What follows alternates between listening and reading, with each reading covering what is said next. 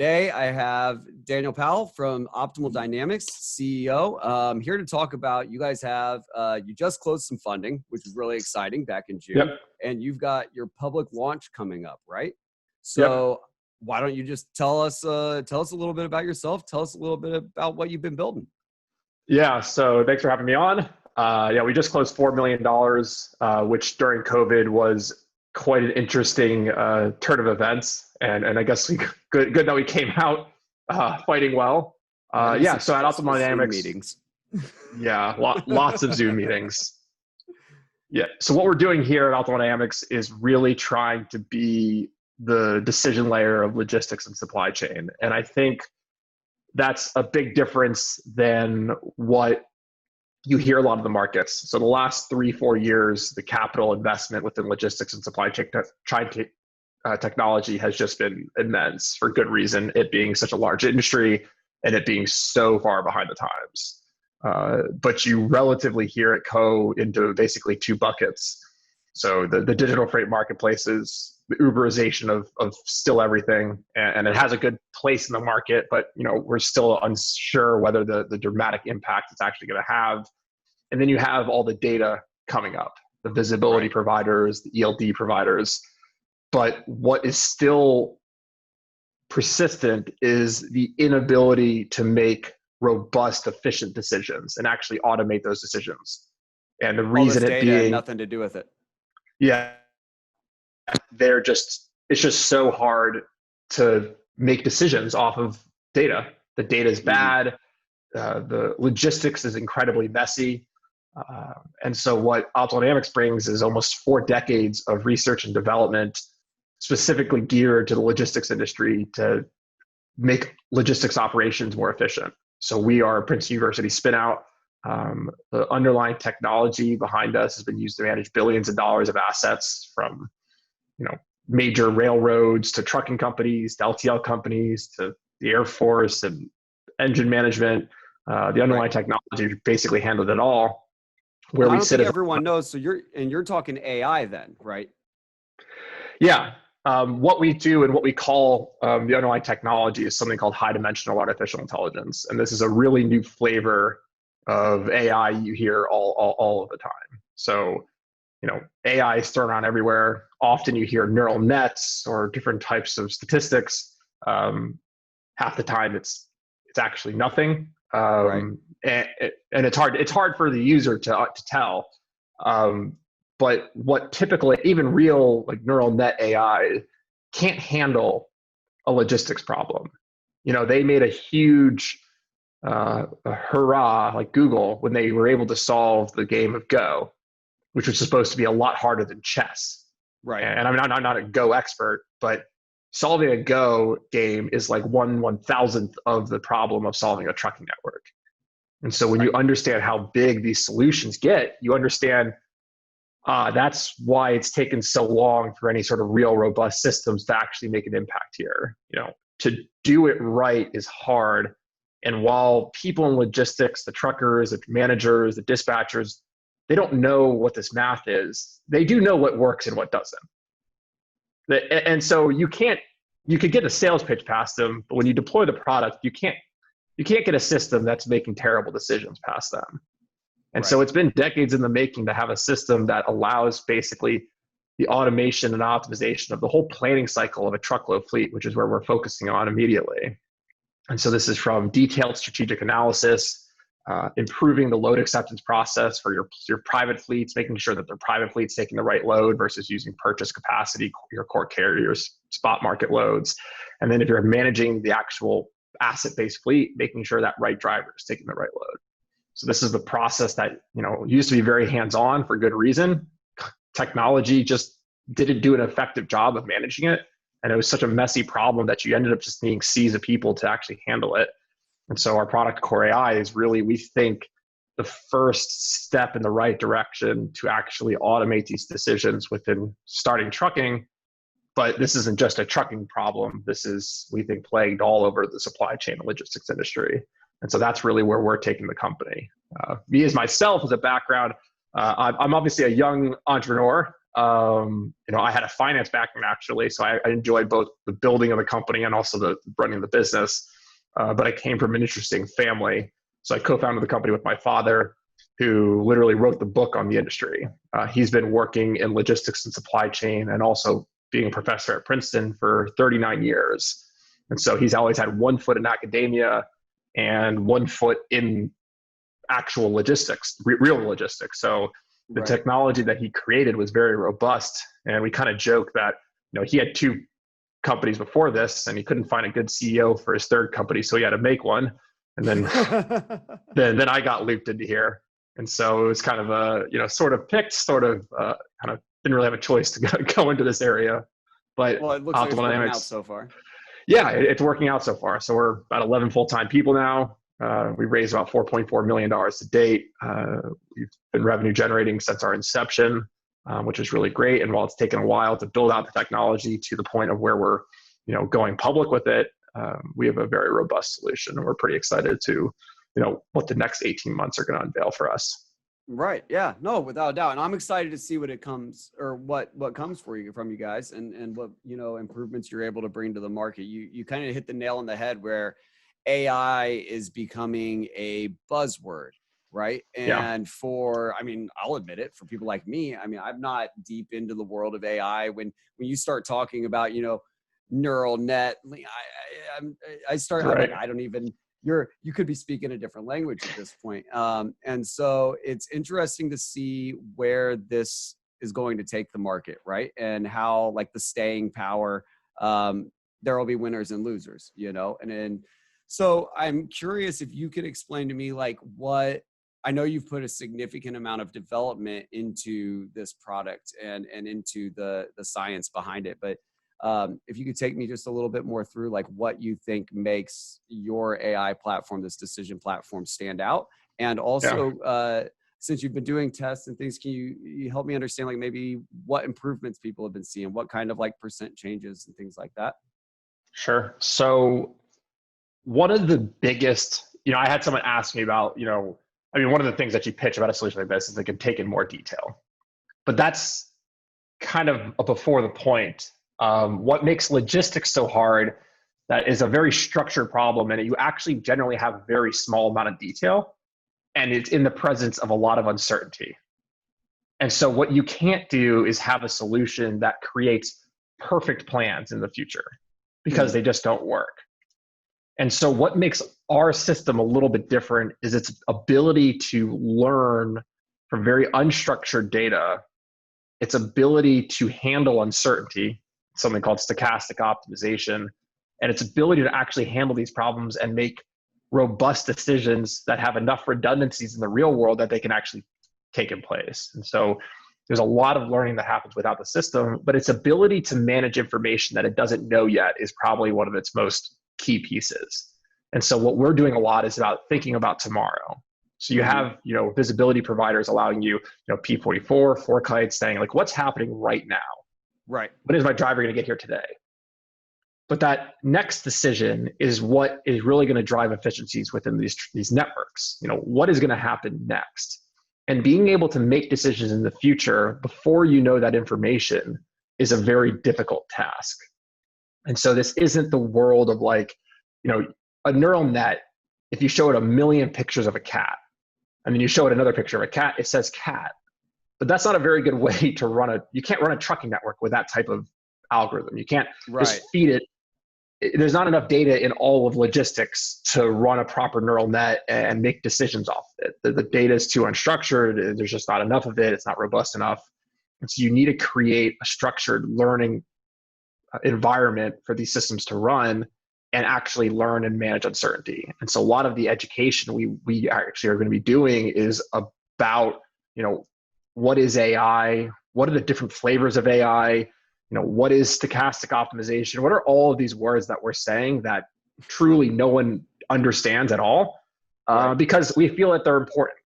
Optimization is not new. It's been around since the 80s, right? Making things run better.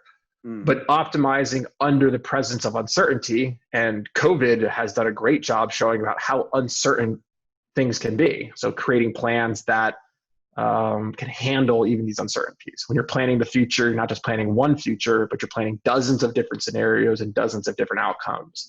And so when it's D-Day, you have a lot of game plans to kind of attack the problem. And that's one of the things that I think makes our system really unique.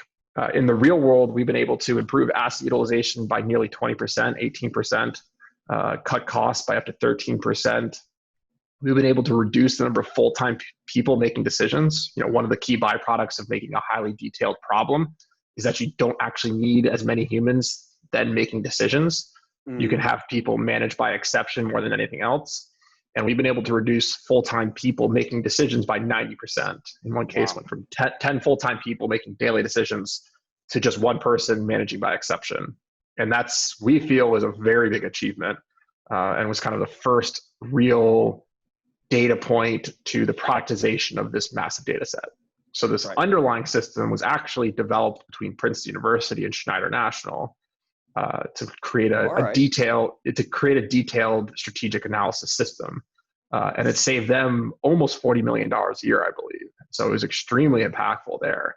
What we've done a lot of Dynamics is taking that and commercializing it so that, every company out there can use, obviously it's not the Schneider system, and there's been a lot of work done at Dynamics, but that we can actually deploy this type of robust technology in a productized way. So, what we can't get into the trap of is, being a consulting firm, creating just one hammer that works for one company. And so we've had to take very robust systems and try to create them in a way that, every other customer can use it, and that we can scale in a robust way without having to diminish the value of the product.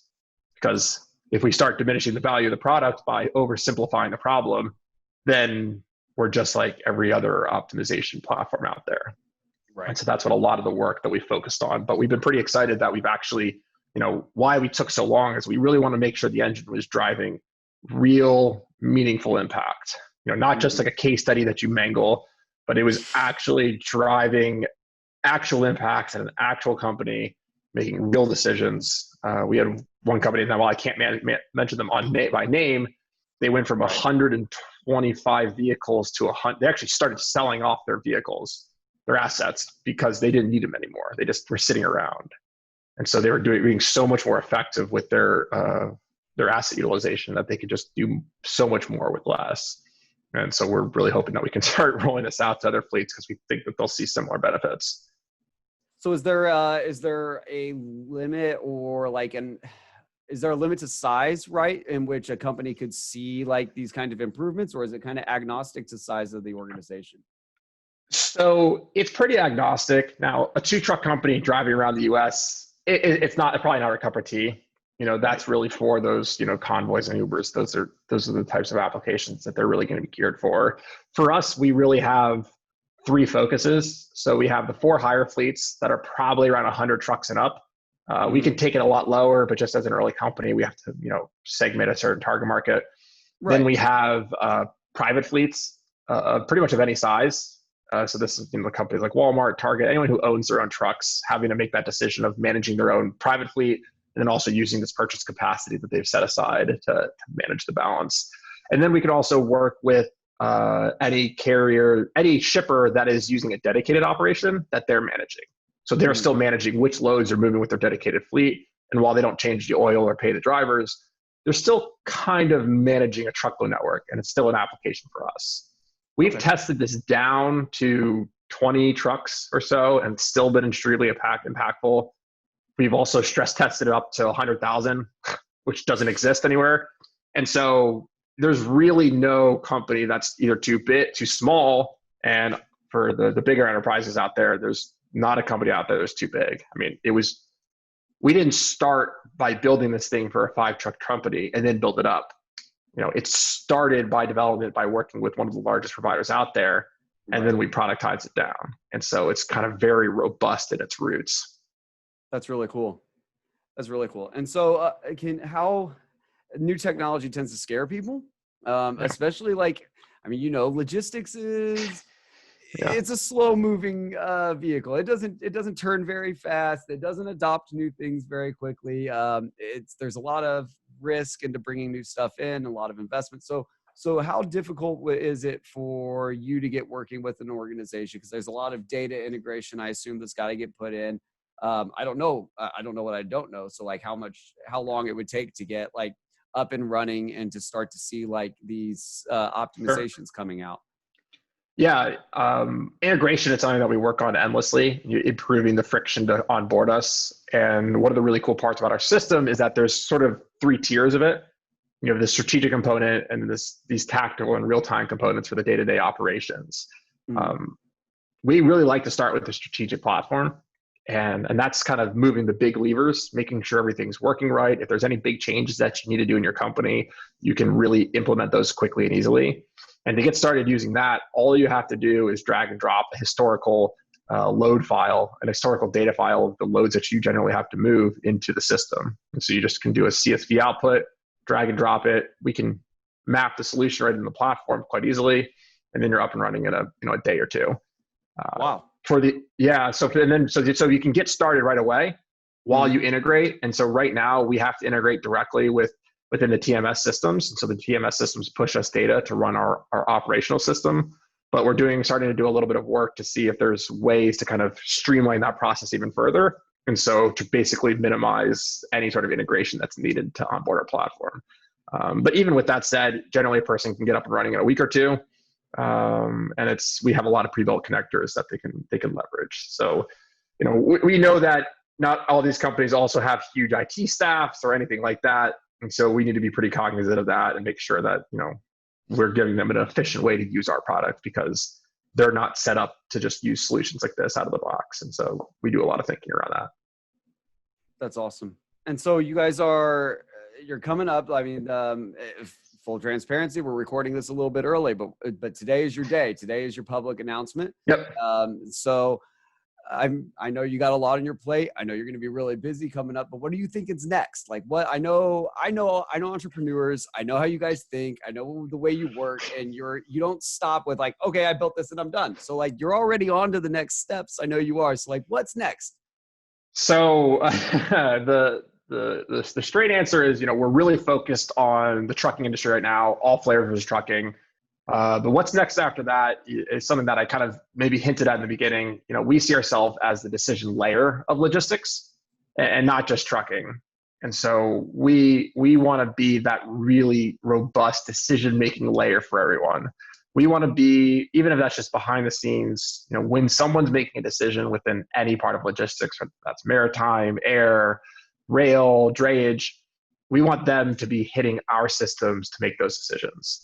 And I say that pretty confidently because, we come from a long lineage of this, and behind the scenes, our systems have managed boats, rail, air, drayage, inventory management.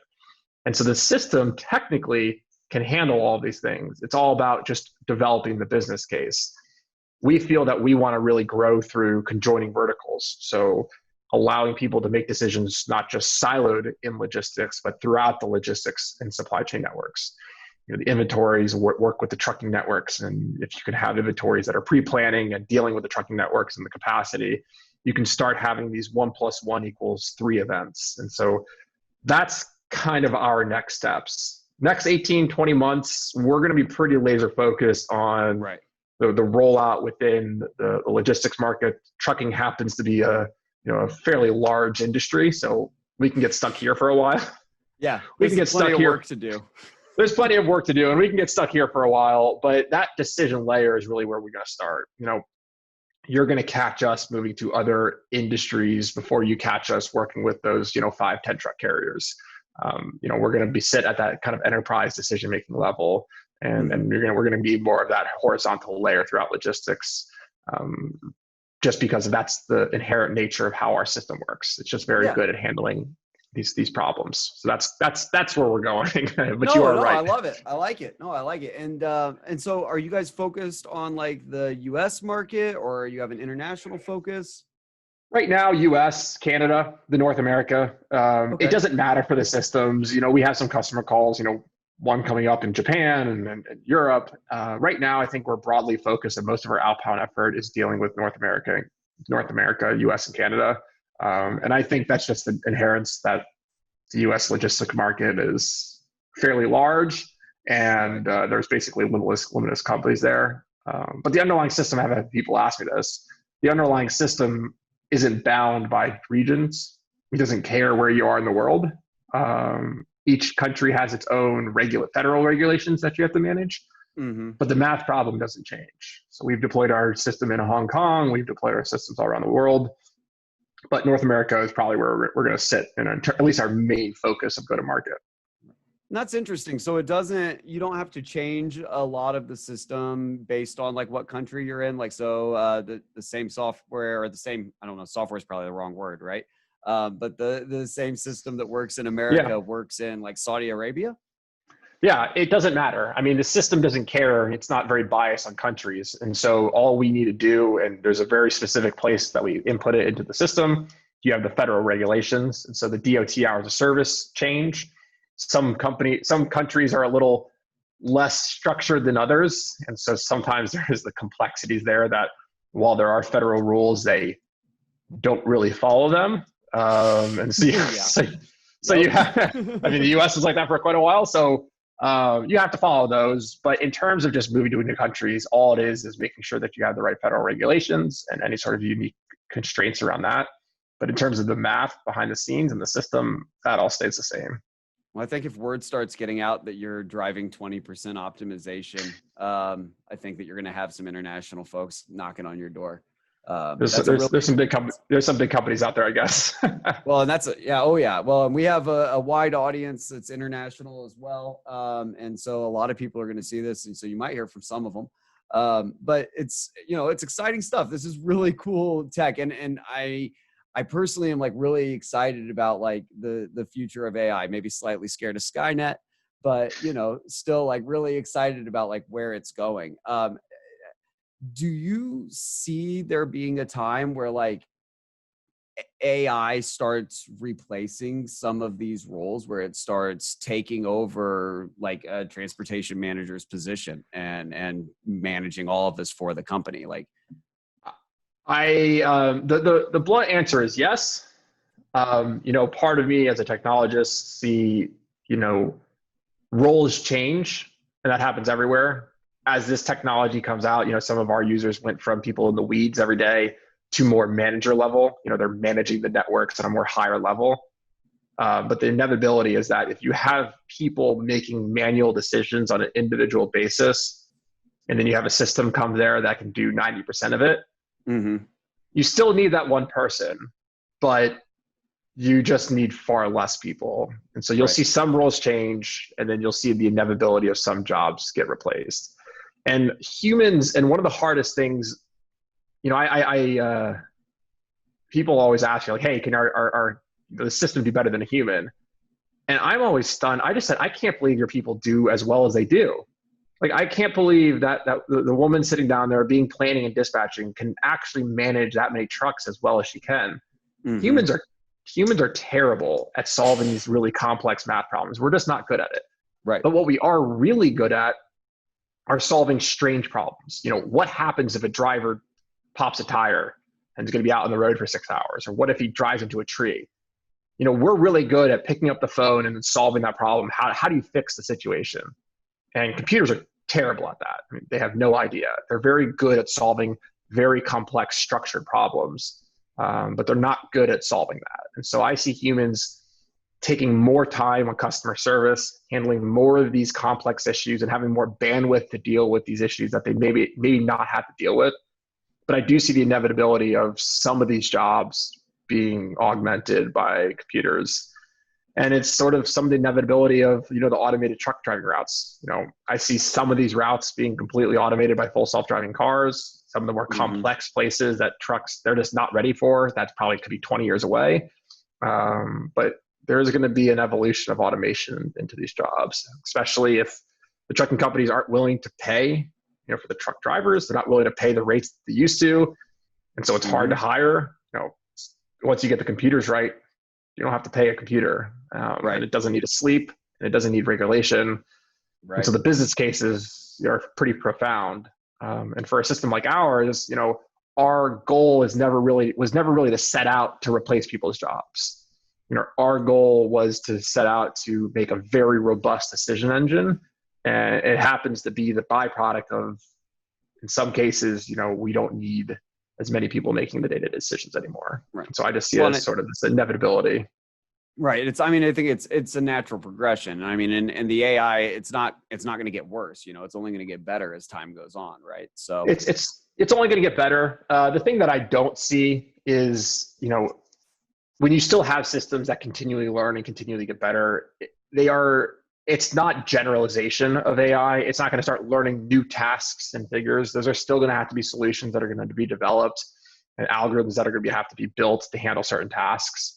Right. And so, the managers, the directors, the VPs making all of these complex business rules, they're not going to be going anywhere. And sure, they can leverage tools like us to make much more robust decisions and do it a lot faster. But you still need those business level decisions, and you're still going to be interacting with people and customers.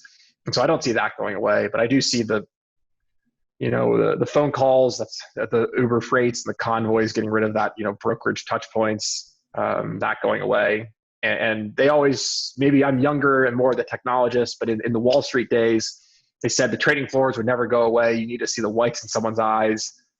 And now if you go, you just see an empty room. Right. Oh, if they still have the leases there, I mean, most of them are all gone. And so you don't really have people on the trading floors anymore. And so they said the same. It's a shame, right? Yeah. Scream and wave papers. I know. There's no good movies anymore. It's just some kid typing code on a. That's magic to me. I don't even know. They're like, 5, 6, 6, 8. I have no idea. Yeah, when I have my kids, I can't show them Wolf of Wall Street. It's just going to look like some kid coding up an algorithm. Yeah. But explaining a kid a floppy disk. Yeah, but it's one of those things where it's just this natural progression. I think some people have done it really well. There's one CEO who I met, Che Huang of Box, the CEO of Box, and he has a good philosophy of he's willing to fund the education for every person to learn when their job gets replaced, if they choose to. I do see a lot of people taking the initiative for platforms like ours to say, hey, I want to learn how this technology works. I was managing 10 trucks before. Now I can manage 250 by myself, but I'm going to need to take the step to learn how these systems work. And if there's some people out there who just say, I'm throwing in the towel, I don't want to learn this new technology. That's just been the evolution of technology in all industries. It's just starting to catch up a little bit with trucking and logistics and just broader logistics. Right. Well, that kind of commitment to your employees is great. Unfortunately, it's a rare thing sometimes, but like the commitment that like if your employee got replaced, to help them retrain and move them into somewhere like that, that's awesome. I'm curious so you've had a chance now to look under the hood and at a couple of different organizations and see your product and work. What is the area that you found you can get the biggest optimization out of, right? Like where the trucking industry is slacking, or not slacking, but like where it's lagging behind, where it's inefficient. Sure. Yeah, some of the biggest pieces, especially when you're dealing with like a private fleet side, they do come I talk about the 3 tiers. So you do have these big strategic components. Do I have the right amount of drivers and I'm living in the right location and I have the right qualifications for the freight I actually have to move? And some of these high level decisions, it's just these top level decisions, can be the most impactful. But you do need that operational system to continue to drive these excess changes.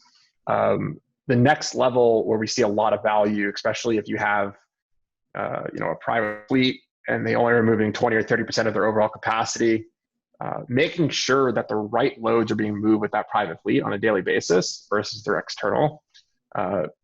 It's kind of garbage in, garbage out. If you feed these systems garbage and you say optimize it, it's just going to do the best job with the garbage that it's fed.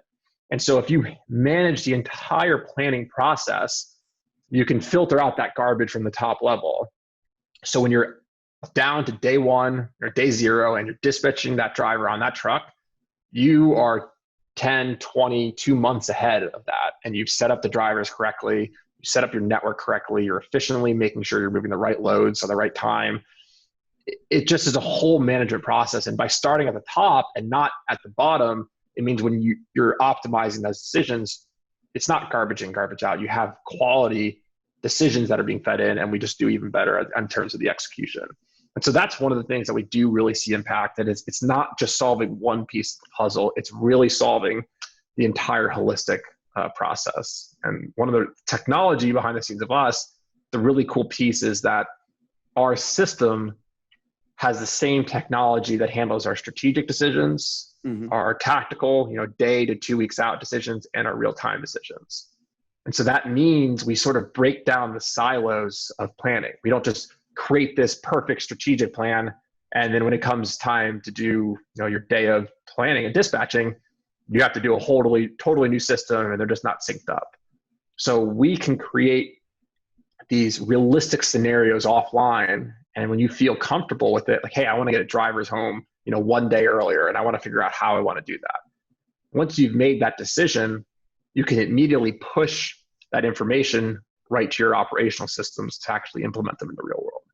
And so the fact that we're not just tying all of these planning scenarios together, the fact that it's all sequenced behind the scenes, is when we see true excess impact, not just driving 1% gains. It's because we're really handling the entire planning process. If we were forced to just dispatch these drivers in a better way, would we get efficiencies? Definitely, 100%. I probably get a couple percent, 4 or 5%. I think it would still look great, but we're just very handcuffed and very constrained to a problem. And the more you constrain systems, the more limited it is. And so by handling that planning process is where you can see these, like, okay, how did you get that? Like, that's a totally new thought process. It's because you're handling the entire planning process. I mean, this is one of the things that I really take from my father, Warren. I mean, he spent 40 years, when he first started deploying these systems, he was like operational right from the start. You want to manage the drivers. And then as he spent his years, he realized that every project ended up going from these real-time systems to going to these strategic systems. And he really came up with this 3-prong approach that we've utilized very well within a productized system, that we can take a real company and drive some pretty impressive returns. And so that's where we've been seeing a lot of value, is just the entire holistic management of the planning process. I've talked to a lot of people about a lot of different technologies, and that's kind of the first time I've heard, that laid out in that way, right? Like looking at the entire problem as a whole to get that kind of like large efficiency change. That's really neat. Yeah, it's like the chess problem. You go in, but you have to start with like a plan. And if you start with a crap plan going in, you can kind of fix it down the road, but you've already set yourself up into a corner. And so it's this, like, it's not just the strategic part, but it's the actual execution and then managing with all the changes that happen as you play the game. That's kind of like our view on this problem. I like it. So tell me, all right, so tell everybody how can they find you? How can they get in touch if they've got more questions? Yeah, go to optimaldynamics.com. You can go through our site. We've just gone live in terms of out of our stealth mode, and so you can reach us there. You can go and find any contact information you'd reach us. You can also go on LinkedIn and see our page, and so you'll start seeing a lot of us more going forward.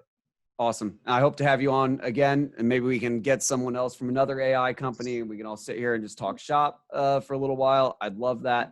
Thank you, Daniel, for coming on today. I really appreciate you taking the time out of this busy schedule and this busy time for you guys. I'm excited to see what you guys have coming out next. Everybody check out Optimal Dynamics. They have some really cool technology coming out. Don't miss it. Go check them out. Help them out on their launch day. Get them some publicity. Get them some press. Spread the word. Thanks for coming again, Daniel. It was a lot of fun. I look forward to talking to you again. Me too. Thank you.